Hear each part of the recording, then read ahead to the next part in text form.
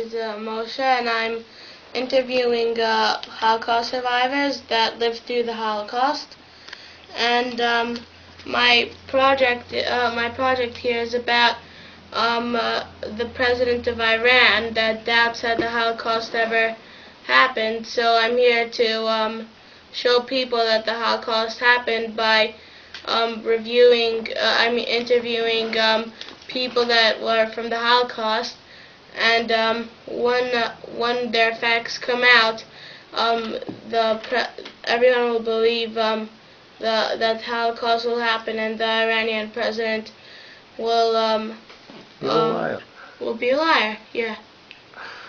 So I'm gonna ask you some question that I asked a few other survivors. The first question is, how old were you when the Holocaust started? How old were you when the Holocaust started? Bar mitzvah.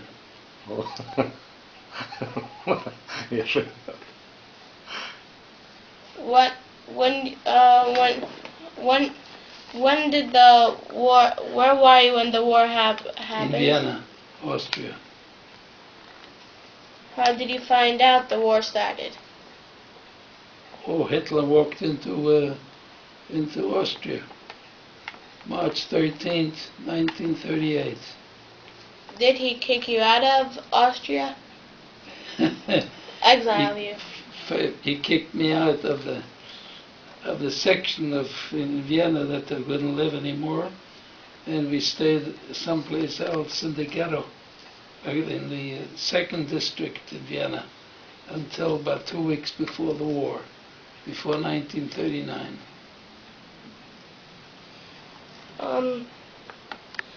Did you have any brothers or sisters that were with you at that time? Yes, 2 brothers. Did they live the war? Yes. Did they live through the Thank war? God. Were you ever sent into a concentration camp? No, thank God.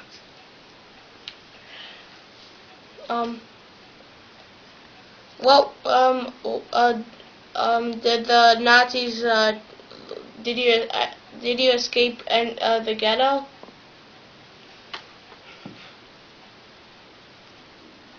I was never in the ghetto. Did you escape the Nazis? Obviously, I'm here. Obviously, I escaped.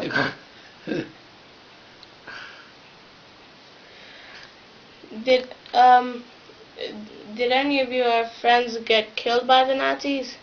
Yeah, sure.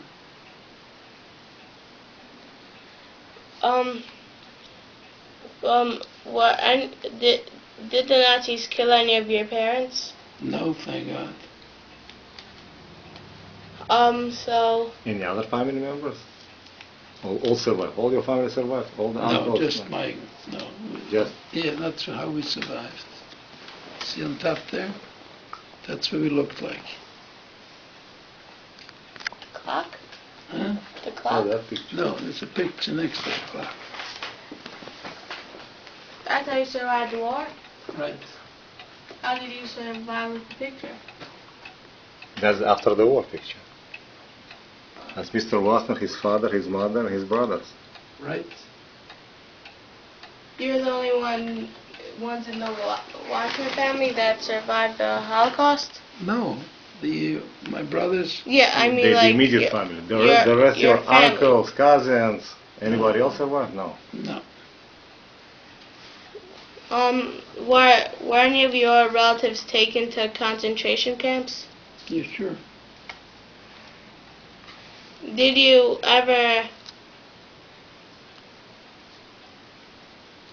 What city did you go to after the Holocaust? France, Toulouse. At what year? 1945. So during the whole war you were in France? No. No. After Vienna you went to France and from... No. From Vienna, I went to, let him ask the questions. Ask us. So, After Vienna, I went to Belgium. From Belgium, I went to Wow. France. From France to southern France. From southern France to Switzerland. And Switzerland to France. And from France to England. And from England to America.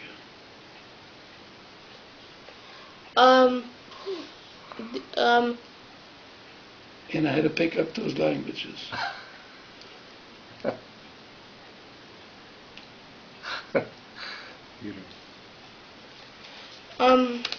how old were you when the war ended? And you see how old was I when it started? Add it up together. Bar mitzvah. You were 13. Yeah. The war lasted for 4 years. 7 years. years. So 13 plus 7 equals 20. 20. 7 long years. I have probably a lot of stories to tell about 7 long years. Do you have any stories that you'd like to tell us about the Holocaust?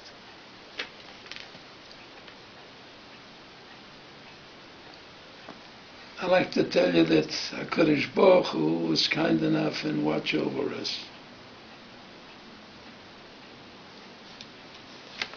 And not in a natural way either. Did you see stuff that no one else could see in front of your eyes?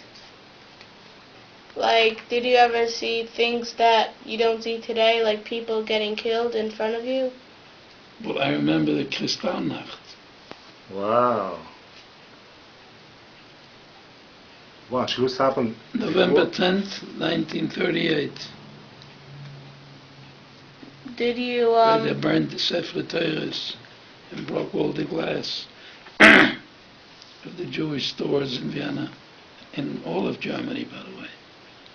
The Anschluss happened before Kristallnacht or after? Anschluss was before or after Kristallnacht? Anschluss was March 13, 1938. Friday. right before Shabbos? Right. As a matter of fact, it was Friday night. Hitler, Yamach Shemon, always used Friday. That was his day.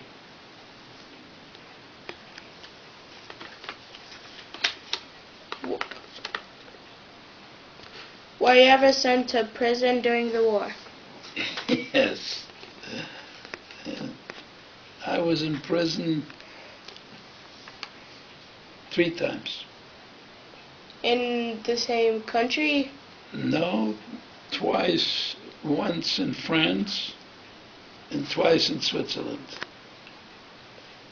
Did they arrest you for no reason at all, or for For having no papers. No identification. Illegal immigrant. I was much less than an illegal immigrant. Because illegal immigrant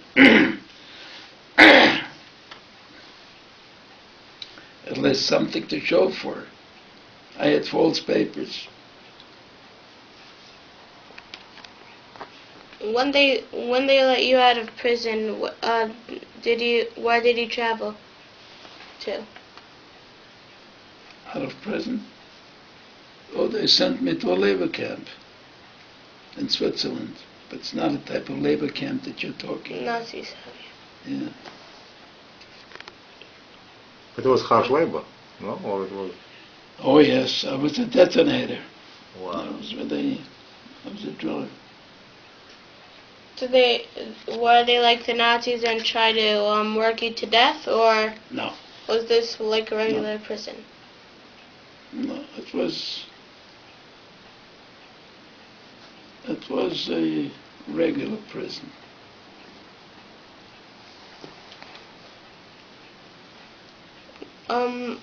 Where were your brothers and parents at that time? Which time? Like the time where you were in prison and also going through Vienna and the Holocaust. Were they with you? You have to start. You're starting out from Vienna, right? Yes. So then we were in Belgium. And then in Belgium, the war, there was a blitzkrieg. It's called May 10th, 1940.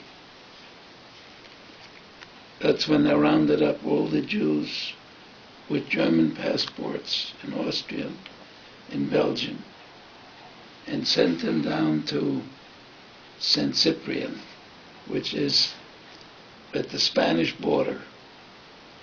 You'd have to know the map to see what France is. In southern France, complete at the end, the Spanish border. And over there were the camps from the Civil War in Spain. So these are barracks. And they didn't have any floors. It was just in the sand. And my father and my two brothers were taken there, thank God.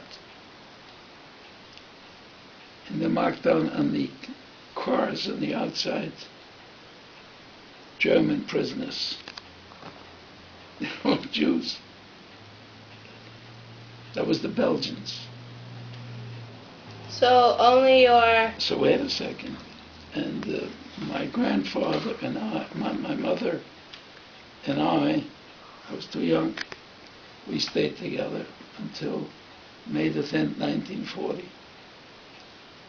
And then we fled into France. Well, in France, were the people still chasing after Jews in that area, or was it a peaceful place at that time where no Nazis would attack? You wouldn't believe this. We were arrested in France on May 11, 1940, the three of us, and put into a little gathering place. What should I tell you? We slept in the stables. It was a horse farm. And in June 25, the German army came in and liberated us. Liberate. Would you believe it? As German citizens, they made them give us blankets, and we were liberated. And from there, we went to Toulouse, to southern France, where miraculously we were reunited. The family was reunited, the six of us.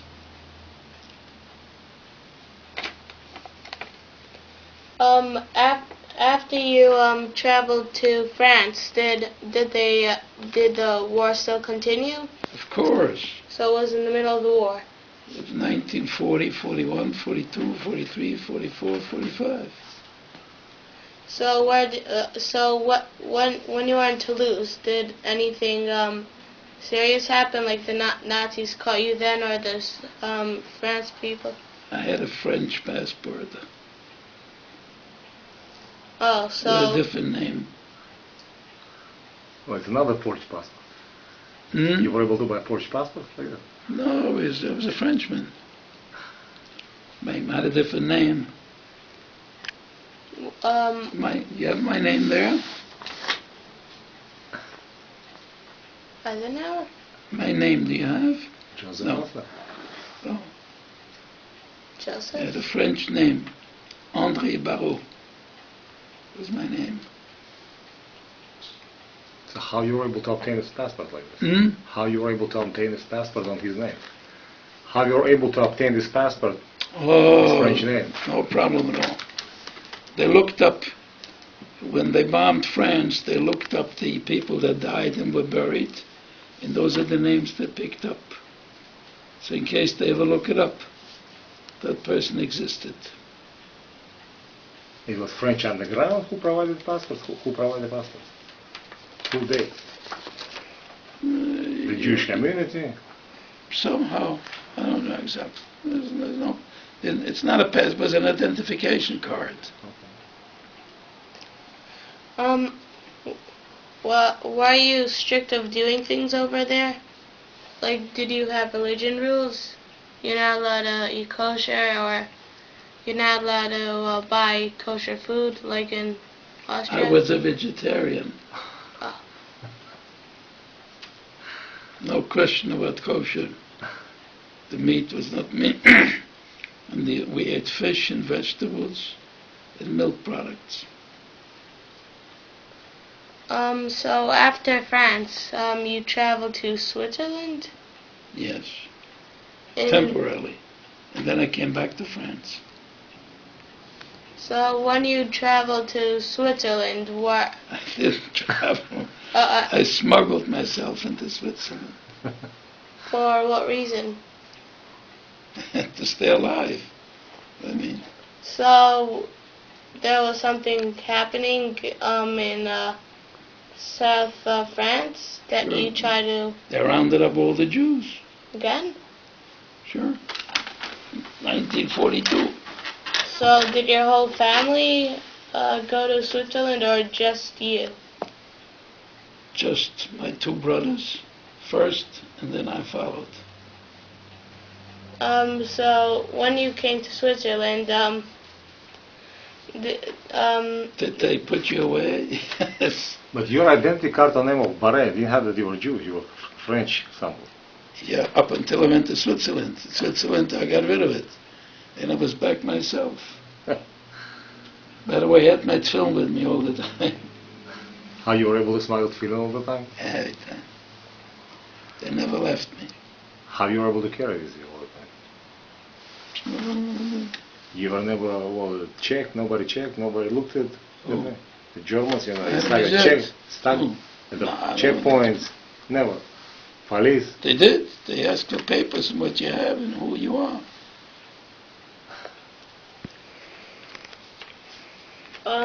what? Weren't you afraid to carry film with you? Weren't you afraid to carry film with you? Yeah, Afraid? Yes. No.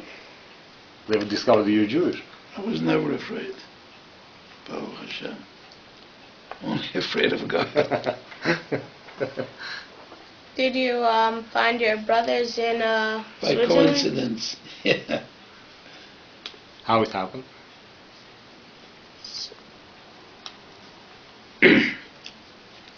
When I came into Switzerland, they said it was impossible to get to Geneva because everybody was caught at the border and sent back to the Germans. But somehow or other, I didn't walk on any street.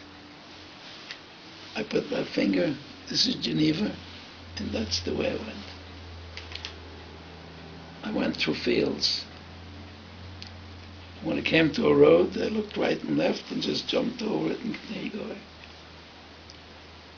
It took me from Shabbos 12:30 till about until nightfall, and then a farmer let me in, and in the morning I walked the rest into Geneva. See, there was a law that if you get into Geneva, they can't send you back. And when I got there, they didn't believe it was possible. So they put me into jail. And they thought I was a spy. So you met your brothers in jail? From one jail until they found out that they were convinced that I'm just a Jewish boy. They sent me to a camp where they sort of examined the people and see what they can do with them. And when I got there, my brother was working in the office and the other one in the kitchen. By coincidence. Real coincidence. There's no such thing as coincidence, but that's the way it was. השגחה פרטית. And then we were together, the three of us, and the Swiss was so kind that they sent us in different camps. They sent my brother into German Switzerland, the other brother into French Switzerland, and me they sent to Italian Switzerland, because they were worried if we stayed together we might take over the country. So for all these years you had no contact? You lost whole contact with your brothers. No, over there? Yes. No, wait the story. So, these were different labor camps. But my brothers and I didn't eat chayfas, and we didn't work Shabbos. So after a while they got tired. We weren't just the only one. There was a whole group of people like us. And they opened up a camp at the German border, building fortifications. 150 of us. Shomer Shabbos, troublemakers. So they put us over there, and the head of, we were 150 people. They used to call them the 150 chapters of Tehillim. And I have some pictures over here from that. And the head of the Seventh-day Adventists from Germany, Dr. Muller, was together with us. And one French young Seventh-day Adventist. And it's very cold in the winter there. And you have stoves with that you put in a piece of wood, logs, to keep warm. So this Dr. Muller was Matir the Shegitz to be Mechalel Shabbos for us. And he's the one that put in the logs. Shabbos. It was a vegetarian camp. It was a Shabbos guy. And we used to fall asleep at night over Gemaras. Learning. He came in 150 people sitting and learning. Where you got the Gemara from? Got from the Jewish community brought it in. It's a dorm with davening with minyan. They had no choice.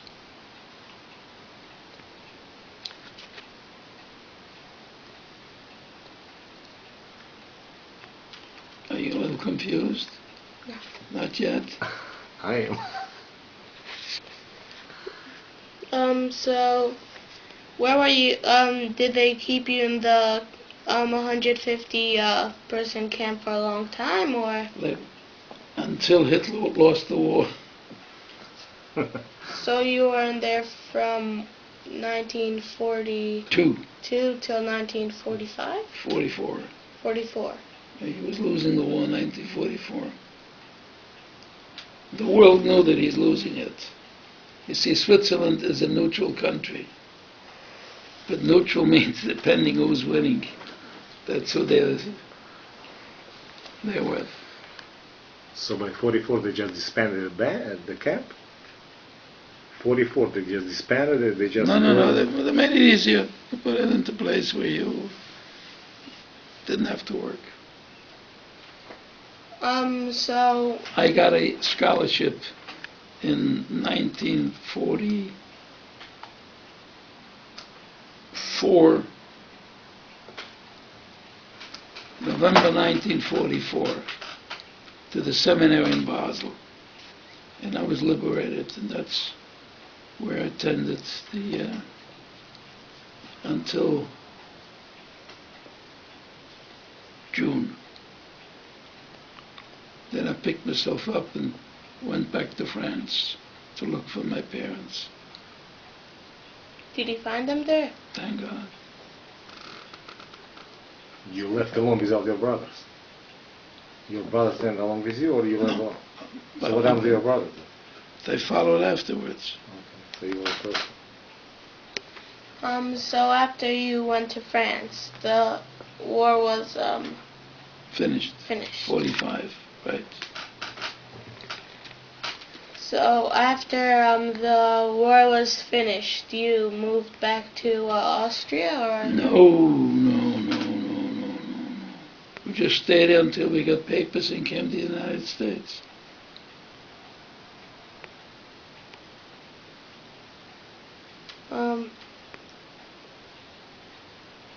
So right now, at that time you are 20, right? So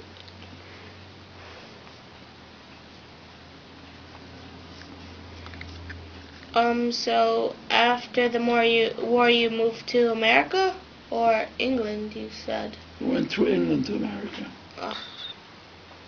So when you came to America, you stayed here until now, or?